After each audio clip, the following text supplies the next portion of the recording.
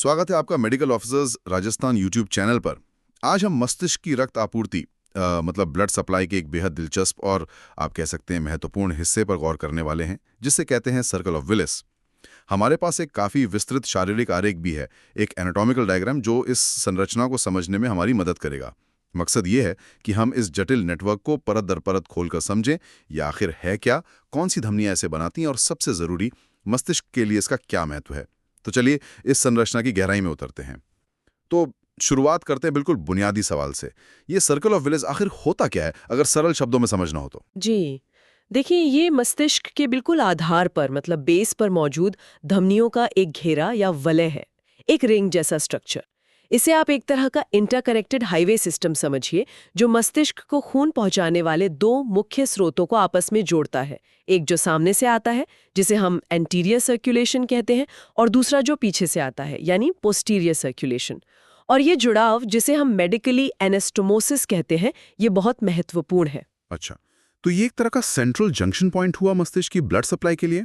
अगर हम आरेख के साइड व्यू, वो जो ऑब्लिक लैटरल व्यू है, उसे देखें तो पूरा रास्ता समझ आता है। शुरुआत महाधमनी यानी एओर्टा से होती है, फिर वहां से ब्रेकियोसेफेलिक और सब क्लेवियन धमनियां निकलती हैं। इनसे कॉमन कैरोटिड आर्टरी सीसीए और वर्टिब्रल आर्टरी वीए बनती हैं, और फिर इंटरनल कैरोटिड आर्टरी मतलब आईसीए और वर्टिब्रल आर्टरी वीए ही अंततः मस्तिष्क तक खून लेकर जाती हैं, है ना? ये काफी सीधा रास्ता लगता है ऊपर तक। हाँ बिल्कुल, ये मुख्य पाइपलाइन्स हैं जो मस्तिष्क तक खून लाती हैं। अब सर्कल ऑफ विलिस की बनावट समझने के लिए इसे हम दो हिस्सों में देख सकते हैं। जैसा मैंने पहले कहा, एंटीरियर यानी आगे का, और पोस्टीरियर मतलब पीछे का सर्कुलेशन। एंटीरियर सर्कुलेशन का मुख्य स्रोत है इंटरनल कैरोटिड आर्टरी आईसीए, यानी वो धमनी जो गर्दन से सीधे मस्तिष्क में प्रवेश करती है। बिल्कुल। मस्तिष्क के अंदर पहुंचने पर ये आईसीए मुख्य रूप से दो बड़ी शाखाओं में बढ़ जाती है। एक है एंटीरियर सेरिब्रल आर्टरी एसीए, जो मस्तिष्क के सामने वाले और अंदरूनी हिस्सों को सप्लाई करती है। दूसरी है मिडिल सेरिब्रल आर्टरी एमसीए, जो मस्तिष्क के बड़े बाहरी हिस्से मतलब लैटरल एस्पेक्ट को सप्लाई करती है। अगर आप आरेख के निचले दृश्य इंफीरियर व्यू में देखें तो हरा रंग एसीए के क्षेत्र को और पीला रंग एमसीए के सप्लाई क्षेत्र को दिखा रहा है। और ये एमसीए स्ट्रोक के लिहाज से काफी महत्वपूर्ण धमनी मानी जाती है, क्योंकि ये मस्तिष्क के एक बड़े फंक्शनल एरिया को कवर करती है। और इन दोनों एसीएज यानी दाईं और बाईं एसीए को भी आपस में जोड़ने वाला कोई पुल होगा, कोई कनेक्शन? हाँ, यहीं पर आती है एंटीरियर कम्युनिकेटिंग आर्टरी, जिसे हम एकॉम कहते हैं। ये एक छोटी सी धमनी है जो दोनों एसीएस को सामने से जोड़ देती है। इससे क्या होता है कि एंटीरियर सर्कुलेशन के दोनों तरफ के बीच एक सीधा कनेक्शन बन जाता है। और हाँ, ये भी जानना जरूरी है कि ये एकॉम एन्यूरिज्म बनने की एक आम जगह भी है। अच्छा, एन्यूरिज्म की भी, ये महत्वपूर्ण है। तो ये हुआ सामने का सर्किट, आईसीए से निकली एसीए और एमसीए और उन्हें जोड़ने वाली एकॉम। लेकिन ये तो कहानी का सिर्फ एक हिस्सा है। पीछे से आने वाला सिस्टम यानी पोस्टीरियर सर्कुलेशन, वो कैसे बनता है और वो इस तस्वीर में कहाँ फिट होता है, ये थोड़ा और पेचीदा लगता है। यह दो वर्टिब्रल धमनियों से, वर्टिब्रल आर्टरीज यानी वीए, ये गर्दन के पिछले हिस्से से ऊपर आती हैं और मस्तिष्क के निचले भाग ब्रेनस्टेम के पास पहुंचकर आपस में मिल जाती हैं। इन दोनों के मिलने से एक बड़ी एकल धमनी बनती है, जिसे बेसिलर आर्टरी या बीए कहते हैं। ये ब्रेनस्टेम के ठीक सामने स्थित होती है। अच्छा, यानी दो रास्ते मिलके एक हो जाते हैं। तो इस बेसिलर आर्टरी का क्या काम है? ये किन हिस्सों को सप्लाई करती है? ये बेसिलर आर्टरी और इसकी शाखाएं ब्रेनस्टेम, जिसमें पॉन्स, मिड ब्रेन आते हैं, और सेरिबेलम यानी अनुमस्तिष्क के लिए जीवन रेखा की तरह है, बहुत जरूरी।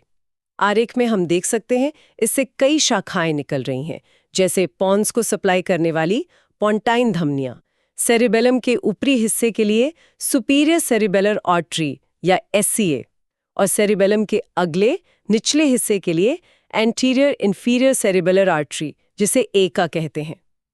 एक और महत्वपूर्ण धमनी है पोस्टीरियर इंफीरियर सेरिबेलर आर्टरी पिका। आरेख के अनुसार ये अक्सर वर्टिब्रल आर्टरी से ही निकलती दिख रही है, और ये सेरिबेलम के पिछले निचले हिस्से और मेड्यूला के हिस्से को सप्लाई करती है। और ये सभी संरचनाएं, आप जानते हैं, श्वसन, संतुलन, समन्वय जैसे कितने महत्वपूर्ण कार्यों के लिए जिम्मेदार हैं। फिर ये बेसिलर आर्टरी ऊपर जाकर मिड ब्रेन के लेवल पर 2 मुख्य शाखाओं में विभाजित हो जाती है। ये हैं पोस्टीरियर सेरेब्रल आर्टरीज यानी पीसीए। दाईं और बाईं पीसीए मुख्य रूप से मस्तिष्क के पिछले हिस्से जैसे ऑक्सीपिटल लोब जो देखने के लिए जिम्मेदार है और थैलेमस के कुछ हिस्सों को रक्त पहुंचाती हैं। आरेख के निचले व्यू में जो बैंगनी रंग का क्षेत्र है वो इन्हीं पीसीए द्वारा सप्लाई किए जाने वाले हिस्से को दर्शाता है। समझिए। तो हमने एंटीरियर सिस्टम देख लिया, आईसीए से एसीए और एमसीए, और पोस्टीरियर सिस्टम भी वीए मिलकर बीए बनी और उससे निकली पीसीए और दूसरी शाखाएं। ये अपने आप में काफी विस्तृत नेटवर्क हैं। लेकिन वो सर्कल वाली बात कहाँ है? मतलब वो घेरा इन दोनों अलग अलग सिस्टम्स को आपस में कौन सी कड़ियां जोड़ती हैं जिससे ये पूरा चक्कर बनता है? हाँ, यही इस संरचना का सबसे महत्वपूर्ण पहलू है, ये कनेक्शन। इस सर्कल को पूरा करने वाली मुख्य कड़ियां हैं पोस्टीरियर कम्युनिकेटिंग आर्टरीज, जिन्हें हम पीकॉम्स कहते हैं। हर तरफ एक पीकॉम होती है, दाईं और बाईं। ये पीकॉम क्या करती है कि उसी तरफ की पोस्टीरियर सेरेब्रल आर्टरी यानी पीसीए को पीछे से आगे की ओर लाकर इंटरनल कैरोटिड आर्टरी आईसीए या कभी-कभी एमसीए के शुरुआती हिस्से से जोड़ देती है। तो अगर आप कल्पना करें, सामने दोनों एसीए को एकॉम जोड़ रही है और दोनों तरफ पीछे की पीसीए आगे की आईसीए या एमसीए से पीकॉम के जरिए जुड़ रही है। तो इन तीनों कम्युनिकेटिंग आर्टरीज, एक एकॉम और 2 पीकॉम्स के कारण ही ये पूरा वलय या सर्कल बनता है। इसी पूरी संरचना को हम सर्कल ऑफ विलिस कहते हैं। इसमें मुख्य धमनियां जैसे आईसीए, एसीए, एमसीए, पीसीए और उन्हें जोड़ने वाली कम्युनिकेटिंग धमनियां यानी एकॉम और पीकॉम्स शामिल हैं। अच्छा, अब समझ आया। तो ये एंटीरियर और पोस्टीरियर सप्लाई सिस्टम्स को जोड़ने वाला एक तरह का रिंग रोड या गोल चक्कर जैसा है। ठीक। अब सबसे बड़ा सवाल, इस जटिल बनावट का फायदा क्या है? मस्तिष्क के लिए ये सर्कल इतना जरूरी क्यों है? What does this all mean in practice? हाँ, ये बहुत अच्छा सवाल है और यहाँ आकर्षक बात यह है, इसका सबसे बड़ा फायदा है सुरक्षा, मतलब रिडंडेंसी और लचीलापन, रेजिलियंस। सर्कल ऑफ विलिस एक तरह का प्राकृतिक बाईपास या बैकअप सिस्टम है। इसे आप ट्रैफिक के गोल चक्कर या राउंड अबाउट की तरह सोचिए। अगर एक मुख्य सड़क, मान लीजिए कोई धमनी, पर जाम लग जाए या वो किसी कारण बंद हो जाए, तो ट्रैफिक गोल चक्कर से घूमकर दूसरी सड़कों के जरिए अपनी मंजिल तक पहुंच सकता है ना? अच्छा, मतलब अगर खून लाने वाली कोई एक मुख्य धमनी, मान लीजिए इंटरनल कैरोटिड आर्टरी, किसी वजह से ब्लॉक हो जाती है, जैसे एथेरोस्क्लेरोसिस के कारण प्लाक जम गया या कोई थक्का बन गया, थ्रोम्बोसिस हो गया, तो क्या ये सर्कल मदद करता है? बिल्कुल, बिल्कुल।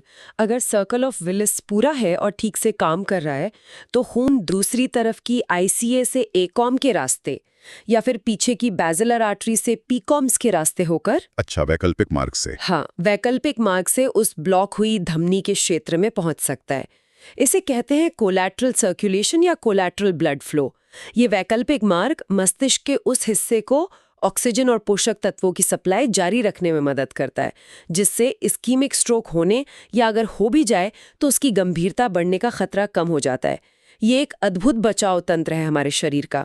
ये तो वाकई कमाल का डिजाइन है। मतलब शरीर ने पहले से ही संभावित रुकावटों से निपटने का एक तरीका बना रखा है, एक तरह का सेफ्टी नेट।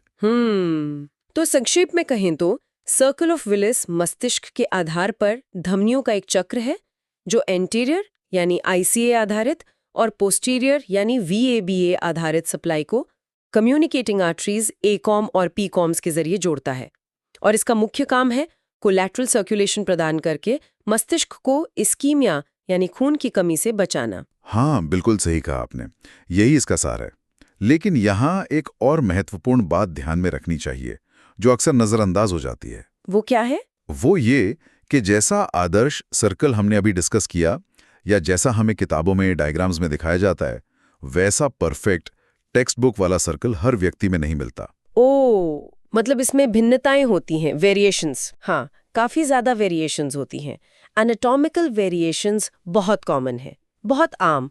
हो सकता है किसी व्यक्ति में एक या दोनों पीकॉम्स बहुत पतली हों जिन्हें हम हाइपोप्लास्टिक कहते हैं, या फिर पूरी तरह से अनुपस्थित हों, मतलब एब्सेंट हों। इसी तरह एकॉम भी कभी-कभी नहीं होती या बहुत पतली होती है। कुछ स्टडीज तो ये भी कहती हैं कि शायद 50% से भी कम लोगों में वो टेक्स्ट बुक वाला पूरा और फंक्शनल सर्कल होता है। 50% से भी कम। तो अगर किसी का सर्कल अधूरा है, मतलब इनकम्प्लीट है, तो उसका क्या मतलब हुआ? उसके क्या परिणाम हो सकते हैं? इसका सीधा मतलब ये है कि उनमें कोलैटरल सर्कुलेशन की क्षमता कम हो जाती है। वो बैकअप सिस्टम उतना मजबूत नहीं रहता। तो अगर ऐसे व्यक्ति में कोई मुख्य सप्लाई आर्टरी जैसे आईसीए ब्लॉक होती है, तो खून के पास वैकल्पिक रास्ता उतना अच्छा नहीं होता या होता ही नहीं। इस वजह से उनमें स्ट्रोक होने या फिर ज्यादा गंभीर स्ट्रोक होने का खतरा उन लोगों की तुलना में बढ़ जाता है जिनका सर्किल पूरा और विकसित होता है। ये वेरिएशन समझना इसलिए भी जरूरी है क्योंकि ये किसी मरीज के स्ट्रोक रिस्क असेसमेंट और संभावित आउटकम को प्रभावित कर सकता है। इलाज की योजना बनाते समय ये ध्यान में रखना होता है। ये बात तो इसे और भी जटिल बना देती है। यानी सिर्फ संरचना का होना ही काफी नहीं, उसका पूरा और फंक्शनल होना भी जरूरी है।